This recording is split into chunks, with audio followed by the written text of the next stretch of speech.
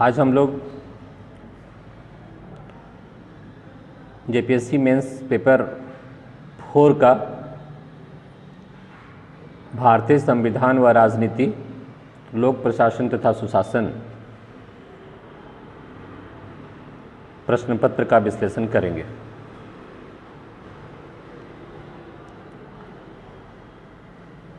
इस बार JPSC 4 paper में पिछले बार वाली जो सिलेबस का स्ट्रक्चर था उसे चेंज करते हुए एक ही ग्रुप बना करके ऑब्जेक्टिव के बाद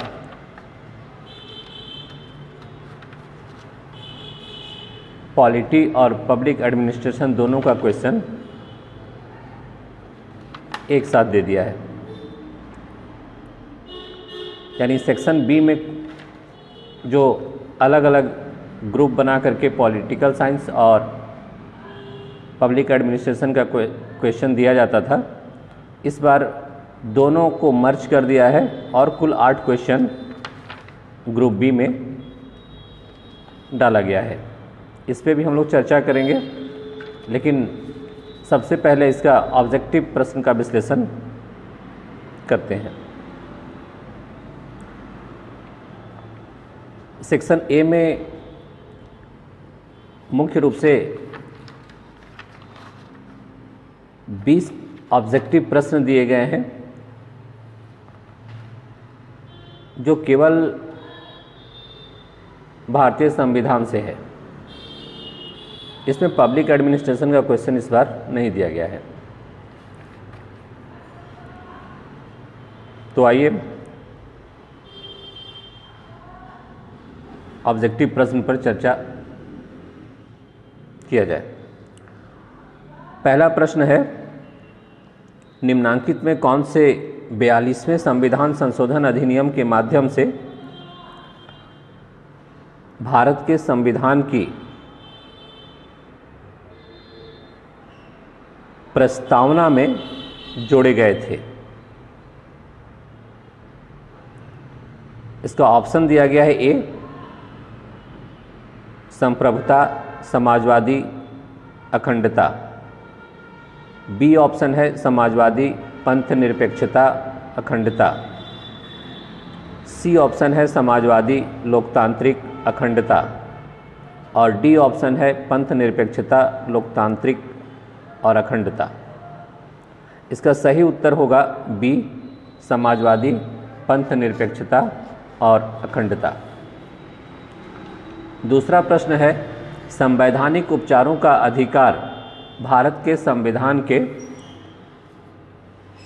किस अनुच्छेद में दिया गया है? ऑप्शन है ए, अनुच्छेद 30, बी है अनुच्छेद 31, सी है अनुच्छेद 32 और डी है अनुच्छेद 33।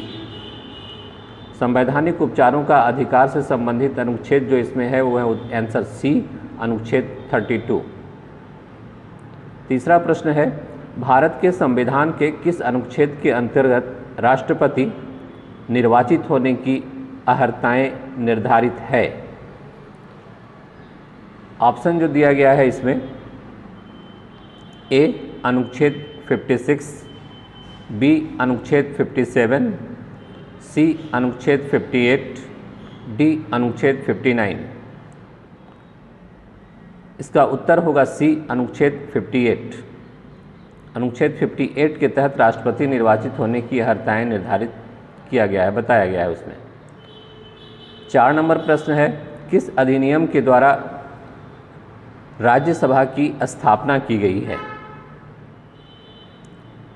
ऑप्शन है ए, भारतीय परिषद अधिनियम 1909, बी, भारत सरकार अधिनियम 1919, सी है भारत सरकार अधिनियम 1935 और डी है भारतीय स्वतंत्रता अधिनियम 1947।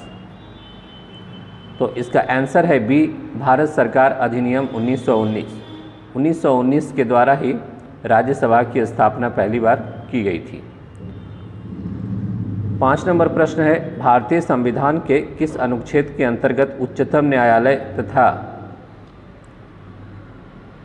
न्यायालय द्वारा घोषित विधि भारत के राज्य क्षेत्र के भीतर सभी न्यायालयों पर आबद्धकारी होगी?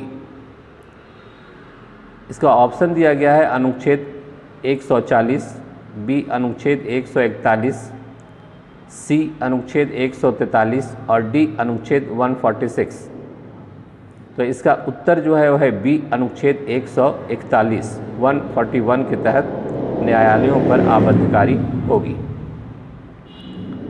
छठा प्रश्न जो है, कौन से विधेयक पर लोकसभा का संपूर्ण प्रभुत्व है? प्रश्न कहता है कौन से विधेयक पर लोकसभा का संपूर्ण प्रभुत्व है? ऑप्शन दिया गया है ए धन विधेयक, बी वित्त विधेयक, सी संविधान संशोधन विधेयक और डी इनमें से कोई नहीं। तो इसका आंसर है ए धन विधेयक। फिर आइए 7 नंबर, निम्नांकित राज्यों में से किस राज्य में द्विसदनीय विधायिका नहीं है? ऑप्शन दिया गया है ए आंध्र प्रदेश, बी उत्तर प्रदेश, सी उड़ीसा और डी महाराष्ट्र। तो इसका आंसर है सी उड़ीसा। यहाँ द्विसदनीय विधायिका नहीं है, 2 सदन नहीं है। 8 नंबर, किस संविधान संशोधन द्वारा भारतीय संविधान में 10वीं अनुसूची को जोड़ा गया है? ऑप्शन है ए 24वां संशोधन, बी 42वां संशोधन, सी 52वां संशोधन, डी 73वां संशोधन। आंसर है इसका सी 52वां संविधान संशोधन। 9 नंबर क्वेश्चन है, भारत में अब तक कितनी बार वित्तीय आपात की स्थिति घोषित की गई है? ऑप्शन है ए कभी नहीं, बी 1 बार, सी 2 बार, डी 4 बार। तो भारत में एक बार भी वित्तीय आपात की घोषणा नहीं की गई, यानी ए उत्तर होगा कभी नहीं। 10वां प्रश्न है, भारतीय संविधान का 91वां 91 संविधान संशोधन अधिनियम निम्नांकित विषयों में से किस विषय से संबंधित है? ऑप्शन दिया गया है ए नागरिकता, बी दल बदल, सी समाज कल्याण, डी धर्मनिरपेक्षता। तो भारतीय संविधान का 91वां संविधान संशोधन है, आंसर होगा बी दल बदल से संबंधित। फिर आइए 11 नंबर क्वेश्चन, निम्नलिखित में से कौन से मौलिक अधिकार को भारत के संविधान में आवश्यक बुराई को शामिल करने के लिए भी जाना जाता है? आवश्यक बुराई, necessary evil of the constitution of India. तो इसमें ऑप्शन दिया गया है ए बोलने की स्वतंत्रता आदि के संबंध में कुछ अधिकारों का संरक्षण, बी अपराधों के लिए दोष सिद्धि के संबंध में संरक्षण, सी जीवन और व्यक्तिगत स्वतंत्रता की सुरक्षा, डी कुछ मामले में गिरफ्तारी और नज़रबंदी के खिलाफ संरक्षण। तो आवश्यक बुराई को शामिल करने के लिए जाना जाता है, उत्तर होगा डी कुछ मामलों में गिरफ्तारी और नज़रबंदी के खिलाफ संरक्षण। 12 नंबर प्रश्न है, भारतीय संविधान की प्रस्तावना निम्नलिखित में से किस दस्तावेज या कानून पर आधारित है? ऑप्शन दिया गया है इसमें ए नेहरू रिपोर्ट, बी उद्देश्य प्रस्ताव, सी भारत सरकार अधिनियम 1935 और डी भारत स्वतंत्रता अधिनियम 1947। तो इसका उत्तर होगा बी उद्देश्य प्रस्ताव। फिर आइए 13 नंबर, संविधान के निम्नलिखित में से कौन सा प्रावधान 26 नवंबर 1949 ईस्वी को लागू नहीं हुआ था? यह ध्यान दीजिएगा, 26 नवंबर 1949 को लागू नहीं हुआ था। इसमें ऑप्शन दिया गया है ए नागरिकता से संबंधित प्रावधान, बी चुनाव से संबंधित प्रावधान, सी मौलिक अधिकार से संबंधित प्रावधान, डी उपरोक्त में से कोई नहीं। तो इसमें उत्तर जो होगा वो होगा सी मौलिक अधिकार। 26 नवंबर 1949 ईस्वी को ये मौलिक अधिकार को लागू नहीं किया गया था। फिर 14 नंबर प्रश्न है, निम्नलिखित में से कौन राज्य प्रशासनिक न्यायाधिकरण के अध्यक्ष और सदस्यों की नियुक्ति करता है? ऑप्शन इसमें दिया गया है ए संसद, बी राष्ट्रपति, सी राज्यपाल, डी प्रधानमंत्री। तो राज्य प्रशासनिक न्यायाधिकरण के अध्यक्ष और सदस्यों की नियुक्ति जो है वो राष्ट्रपति करता है। आंसर होगा बी राष्ट्रपति। 15 नंबर क्वेश्चन है, संविधान के किन अनुच्छेदों में अखिल भारतीय सेवाओं, केंद्रीय सेवाओं और राज्य सेवाओं के संबंध में प्रावधान किए गए हैं? ऑप्शन है अनुच्छेद 308 से 314, बी अनुच्छेद 315 से 318, सी अनुच्छेद 320 से 325 और डी अनुच्छेद 357 से 378। इसका सही उत्तर है अनुच्छेद 315 से 318 में अखिल भारतीय सेवा, केंद्रीय सेवा और राज्य सेवा यानी लोक सेवा आयोग का प्रावधान किया गया है। 16 नंबर प्रश्न है, ब्रिटिश कालीन भारत में किस अधिनियम के तहत राष्ट्रपति को अध्यादेश जारी करने की शक्ति प्रदान की गई है? ऑप्शन दिया गया है ए भारत सरकार अधिनियम 1919, भारत सरकार अधिनियम 1909, भारत सरकार अधिनियम 1935 और डी भारतीय स्वतंत्रता अधिनियम 1947। इसका सही उत्तर है सी भारत सरकार अधिनियम 1935 के तहत राष्ट्रपति को अध्यादेश जारी करने की शक्ति प्रदान की गई है। 17 नंबर प्रश्न है, भारत के संविधान में एकल न्यायालय प्रणाली को कहां से अपनाया गया है? ऑप्शन इसमें दिया गया है ए भारत सरकार अधिनियम 1935, बी भारत सरकार अधिनियम 1919, सी भारतीय परिषद अधिनियम 1909 और डी भारत सरकार अधिनियम 1858। तो एकल न्याय प्रणाली की व्यवस्था जो है वो अपनाई गई थी भारत सरकार अधिनियम 1935 से। आंसर होगा ए भारत सरकार अधिनियम 1935। फिर 18 नंबर क्वेश्चन है, भारत के सर्वोच्च न्यायालय में न्यायाधीशों की संख्या बढ़ाने के लिए कौन अधिकृत है? ऑप्शन दिया गया है ए भारत के मुख्य न्यायाधीश, बी संसद, सी राष्ट्रपति और डी विधि आयोग। आंसर होगा बी संसद। 19 नंबर क्वेश्चन है, राष्ट्रपति राज्यसभा के 12 सदस्यों को किन आधारों के अनुसार मनोनीत करता है? यानी किस आधार पर मनोनीत करता है?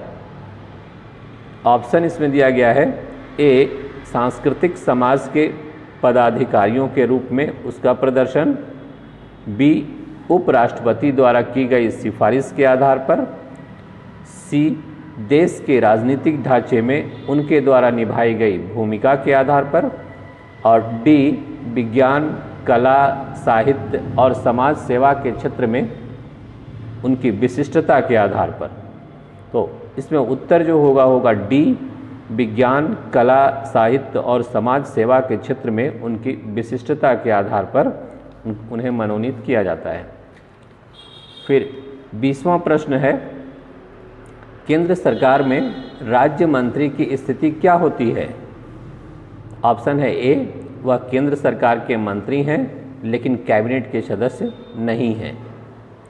बी, वह राज्य मंत्रिमंडल के हितों की देखभाल करता है। सी, वह राज्य के राज्यपाल का मनोनीत व्यक्ति होता है। डी, वह राज्य मंत्रिमंडल में नामित है। तो केंद्र सरकार में राज्य मंत्री की स्थिति क्या होती है? तो उसका उत्तर होगा ए, वह केंद्र सरकार का मंत्री है लेकिन कैबिनेट का सदस्य नहीं होता है। ये 20 प्रश्न जो थे वो ऑब्जेक्टिव थे। इसमें पहली बार ऐसा हुआ है कि पब्लिक एड का क्वेश्चन इसमें नहीं डाला गया है, जबकि 10 पॉलिटी से और 10 पब्लिक एड से क्वेश्चन रहना चाहिए था, लेकिन इस बार जेपीएससी नहीं दिया है। इसके बाद सेक्शन बी है, जिसमें ये सब्जेक्टिव प्रश्न आपको लिखने हैं। इसमें सेक्शन बी में जो प्रश्न दिए गए हैं उसमें मुख्य रूप से भारतीय संविधान से प्रश्न है और पब्लिक एडमिनिस्ट्रेशन से संबंधित प्रश्न भी हैं। कुल टोटल 8 प्रश्न हैं, जिसमें आप चाहे पॉलिटी हो चाहे पब्लिक एडमिनिस्ट्रेशन, जिससे भी चाहिए आप उसका जवाब दे सकते हैं। कोई बाध्यता किसी के लिए नहीं है इसमें पहला प्रश्न जो दिया गया है वो है, भारतीय संविधान के अनुच्छेद 19 के द्वारा प्रदत्त वाणी की स्वतंत्रता के मौलिक अधिकार की उभरती प्रकृति एवं क्षेत्र की आलोचनात्मक व्याख्या कीजिए। अब ये यहाँ fundamental rights regarding freedom of speech under article 19 of the Indian constitution. अब इसमें ये कह रहा है कि भारतीय संविधान के अनुच्छेद 19 के द्वारा जो आपको स्वतंत्रता दी गई है, जो बोलने की स्वतंत्रता दी गई है, अभिव्यक्ति की स्वतंत्रता दी गई है, ये आपको जो मौलिक अधिकार दिए गए हैं, इसमें वर्तमान समय में कुछ ऐसी नई प्रवृत्ति उभर रही है, जिसके वो जो प्रवृत्ति उभर रही है वो कौन कौन सा प्रवृत्ति है और उसका क्षेत्र क्या है। जैसे वर्तमान समय में आजकल सोशल मीडिया का दौर है, प्रिंट मीडिया का दौर है, प्रिंट मीडिया में भी स्थानीय प्रिंट मीडिया का दौर है। बहुत सारे नेट पे अभिव्यक्ति की स्वतंत्रता के तहत दिया गया है।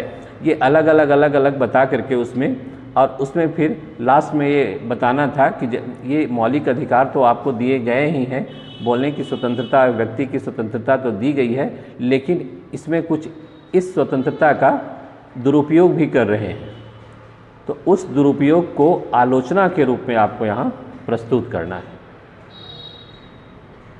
टू द पॉइंट इसका अप्रोच करके और वो दिखाते हुए कि लोकल मीडिया पर वर्तमान समय में ज़्यादा इस पर जो है वो इस तरह की स्थिति देखी जा रही है, और उसका ही नेगेटिव जो बात है जो आ रहा है वर्तमान दौर में, चाहे वो राजनीतिक क्षेत्र पर किसी तरह की बात हो या और भी कई सेक्टर हैं जिस पे कि ये पूरी तरह से दिखाया जाता है। वास्तविकता कुछ और है और सोशल मीडिया पर रन करता है कुछ और बातें। तो वो आलोचनात्मक रूप से जो इसका मिसयूज कर रहे हैं, यानी आपके जो वो 19 के द्वारा प्रदत्त वाणी की स्वतंत्रता है, जो आपको मौलिक अधिकार दी गई है, उसका जो है वर्तमान समय में जो मिसयूज हो रहा है, उसकी चर्चा आलोचना के रूप में करना था इसमें। फिर दूसरा प्रश्न इसमें है, भारतीय संविधान में एकात्मक तत्वों पर अधिक बल दिया जाता है जबकि संघीय तत्व गौण हो जाते हैं। क्या आप सहमत हैं? अपने उत्तर के समर्थन में तर्क दीजिए। ये बहुत बढ़िया प्रश्न है और इसको 2 पार्ट में बांट करके बहुत अच्छे ढंग से लिखा जा सकता है। इसमें मेनली जो चर्चा करना है कि भारतीय संविधान में जो हमारी एकात्मक लक्षण है और संघात्मक लक्षण है, इन दोनों बातों की चर्चा जो है वो पहले व्यवस्थित ढंग से टू द पॉइंट कर देना है। ठीक है, उसके बाद अब ये हमको बता देना है कि एकात्मक तत्वों पर अधिक बल दिया जाता है जबकि संघीय तत्व गौण हो जाते हैं। तो ऐसे कौन से मुद्दे हैं जिस पे संघीय तत्व जो हैं वो गौण हो जाते हैं तो उसमें मुख्य रूप से आपको जो एकात्मक, जिस समय मान लीजिए कि कोई भी सेंट्रल गवर्नमेंट है और कोई भी स्टेट पर यदि इमरजेंसी लागू होता है या राष्ट्रपति शासन लागू होता है, तो वहाँ जो है वो वहाँ की जो पूरी व्यवस्था है वो सेंट्रल गवर्नमेंट में, संघ में निहित हो जाती है। टोटल जो कार्यपालिका शक्ति है वो सारा का सारा केंद्र में निहित हो जाती है। तो वहाँ वैसी स्थिति में आपको संघीय तत्व गौण होते दिखता है। तो ये हमें बताना था, इसमें हम तर्क देते, इसमें अपने उत्तर में समर्थन देते कि यदि इस तरह हो रहा है तो ऐसे में थोड़ा बहुत संघीय तत्व जो है वो कभी कभी गौण हो जाते हैं, लेकिन भारत में एकात्मक और संघीय तत्व दोनों जो हैं मुख्य लक्षण के रूप में देखे जाते हैं। इसी को स्पष्ट रूप से यहाँ बता देना था। फिर तीसरा प्रश्न जो है वो दिया गया है, गठबंधन की द्विदलीय नेतृत्व प्रणाली सबल विपक्ष के अभाव में क्या भारत को अध्यक्षात्मक शासन व्यवस्था की ओर ले जा रही है? इसका विश्लेषण करिए। तो चूंकि वैसी स्थिति वर्तमान में क्रिएट हो भी रही है, ये करीब 10 वर्षों से 10-15 वर्षों की स्थिति में, जो या उसके थोड़ा सा और पहले भी जाइएगा तो गठबंधन की जो सरकारें अभी भी गवर्नमेंट जो है वो उसमें भी गठबंधन है। तो गठबंधन की द्विदलीय नेतृत्व प्रणाली जब कार्य कर रही थी तो सबल विपक्ष के अभाव में क्या भारत को अध्यक्षात्मक शासन व्यवस्था की ओर ले जा रही है? तो इस बात से आप क्या सहमत हैं? तो यहाँ जो है इस बात से सहमत नहीं हुआ जा सकता है, क्योंकि हमारे यहाँ कभी भी भारतीय संविधान में ना ही इस तरह की अध्यक्षतात्मक शासन व्यवस्था की तौर तरीके दिए गए हैं और ना ही उसको हम फॉलो करते हैं। क्योंकि किसी भी स्थिति में चाहे विपक्ष सबल हो या दुर्बल हो, किसी भी स्थिति में भारतीय संविधान हमारा जो इतना मजबूत है कि कभी कभी राजनीतिक दल या विपक्ष सबल और निर्बल होता है, लेकिन हम संसदीय प्रणाली को ही अपनाते हैं और संसदीय प्रणाली के अनुसार ही अभी तक भारत में शासन व्यवस्था चलाई जा चुकी है, चलाई जा रही है। इसलिए कभी कभी ऐसा स्थिति होता है कि विपक्ष जो है निर्बल दिखाई देता है, विपक्ष का कोई नेता नहीं दिखाई देता है। ये कभी कभी ऐसा हो सकता है या होता है या वर्तमान परिप्रेक्ष्य में भी देखा जा रहा है। तो इसके कारण अब हमारी व्यवस्था अध्यक्षात्मक हो जाएगी, ऐसा नहीं हो सकता है।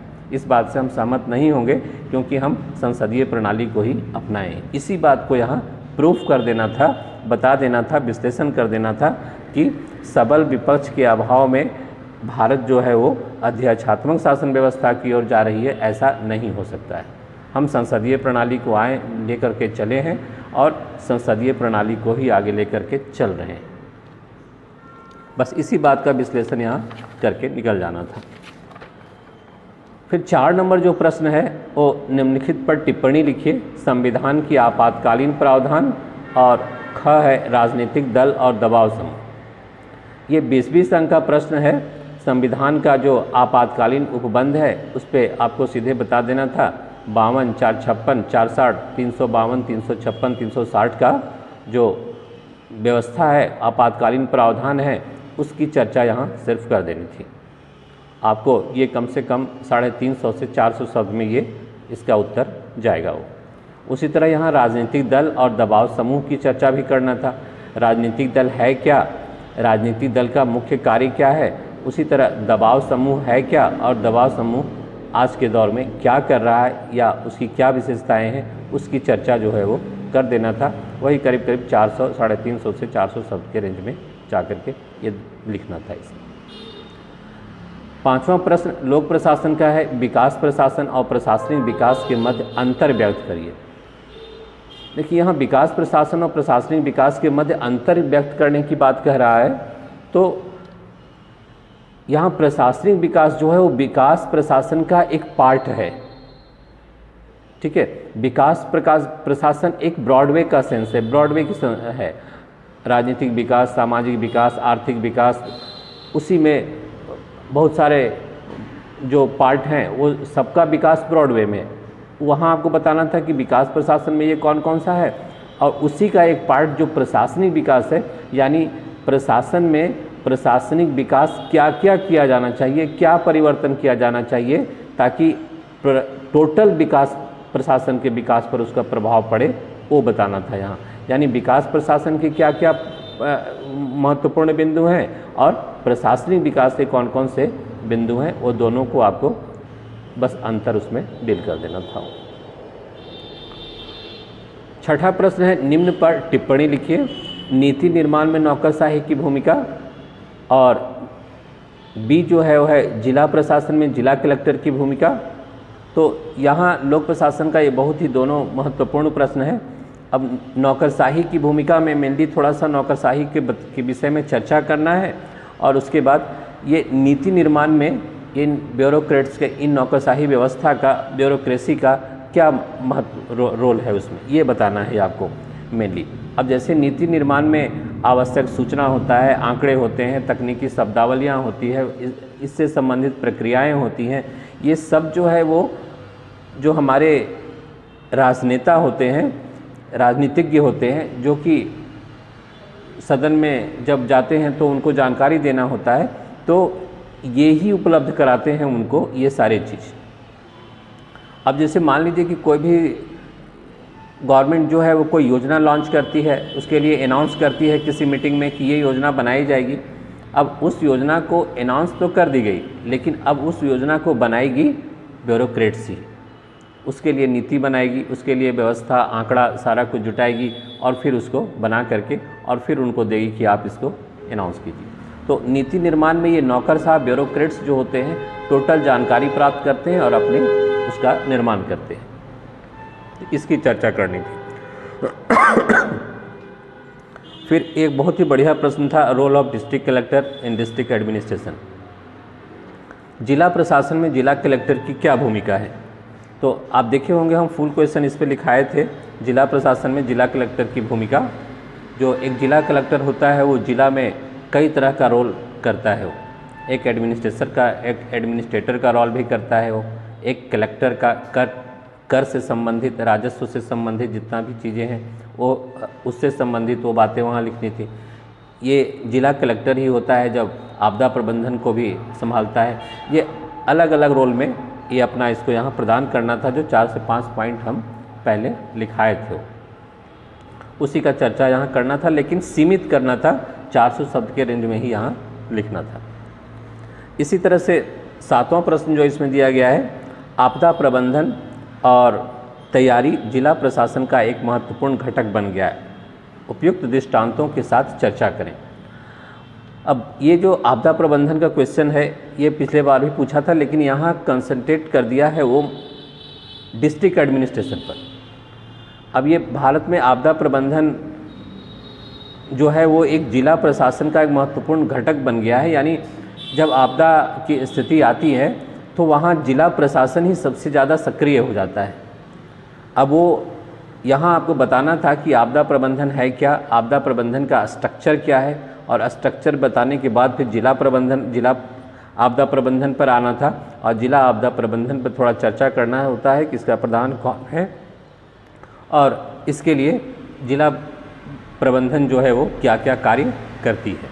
और 1-2 उदाहरण जो अभी हाल में जो चाहे कोविड से संबंधित हो या जो तूफान आया था उससे संबंधित हो, इन सारी दृष्टांतों को वहाँ चर्चा किया जाना चाहिए। फिर 8वां प्रश्न है, क्या आप सहमत हैं कि भारत में मौजूदा संस्थागत ढांचे के कारण सुशासन लागू हुआ है? उत्तर के समर्थन में कारण दीजिए। अब यहाँ जो प्रश्न है ये बहुत ही अच्छा प्रश्न है गुड गवर्नेंस का। इसमें ये साफ साफ कह रहा है, क्या आप सहमत हैं कि भारत में मौजूदा संस्थागत ढांचे के कारण सुशासन लागू हुआ है? तो ये बताना था कि हाँ, वर्तमान समय में जो संस्थागत ढांचा है वो सुशासन को लाने में, लागू करने में हमारी सहायता की है। अब वो आपके सिलेबस में ही वो चर्चा किया गया है। अब यहाँ आपको वो कौन कौन सी संस्थागत ढांचे हैं जो कि बताता है या सुशासन को लागू करने में सहयोग है, तो वो संस्थागत ढांचे जितने भी हैं मुख्य रूप से आप अपने सिलेबस से ही उठा लीजिएगा। तो आप लोकपाल को उठा लीजिए, लोक आयुक्त को उठा लीजिए, सीबीसी को उठा लीजिए, सीबीआई को उठा लीजिए, या इसके अलावे फिर जितना भी अधिनियम आया था वो उपभोक्ता संरक्षण अधिनियम है, सूचना का अधिकार है, शिक्षा का अधिकार है, इन सारी बातों का चर्चा करना है। इसके अलावे नीति आयोग भी है, फिर हमारा न्यायालय व्यवस्था है, ये सुशासन को लाने में सहयोग किए हैं। तो ये किया गया है, फिर भी अभी इसमें और बहुत सारा कार्य करना बाकी है। इसी बात को यहाँ चर्चा करना था।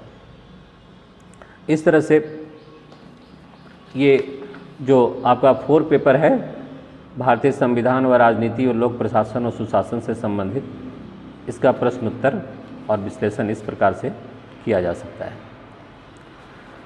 इसका ऑब्जेक्टिव का जो आंसर है, इसका PDF हम लोग वो आपका YouTube के डिस्क्रिप्शन में भी डाल दिए हैं, जो वहाँ से डाउनलोड करना चाहेंगे वो कर सकते हैं।